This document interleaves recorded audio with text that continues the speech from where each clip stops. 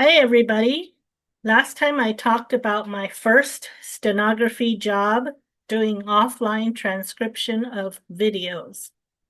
Today, I'm going to talk about the first on-site cart job that I ever got. After spending a year doing offline transcription, I had the opportunity to do an on-site cart captioning job for one student who was taking a paralegal class. They needed someone for the job, and they asked me if I was willing to try it. I said yes.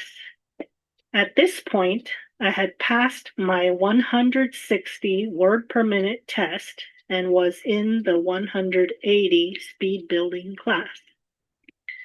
Because my instructor knew that I was producing clean real time, she asked me if I would be willing to try out this job opportunity. However, my speed was not fast enough for the class because the instructor talked 225 words per minute and was a former lawyer.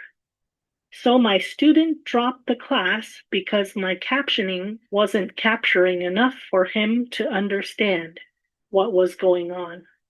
This is when I learned that if you're not producing a complete and nearly verbatim transcript, your CART students' grades will suffer. And in the worst case scenario, they'll drop the class. The next semester, he retook the class, and I got myself an Olympus digital audio recorder, which I took to class with him and recorded the whole lecture.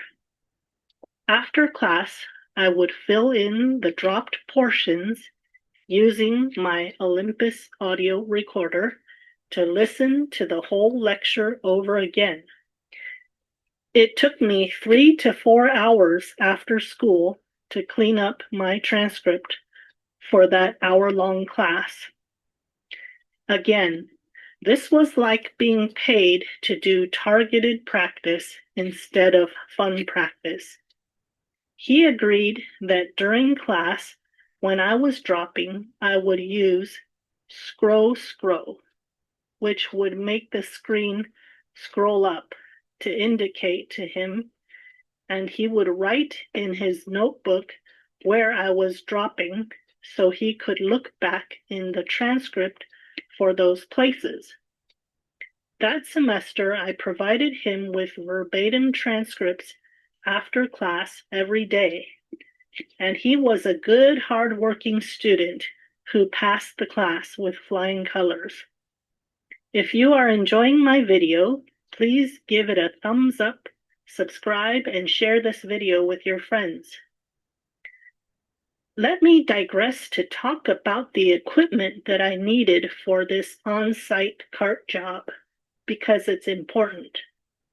First, I had my rolling suitcase for putting in my laptop computer, real-time cables, extension cord, duct tape, stenography machine in its own jetpack case, and tripod.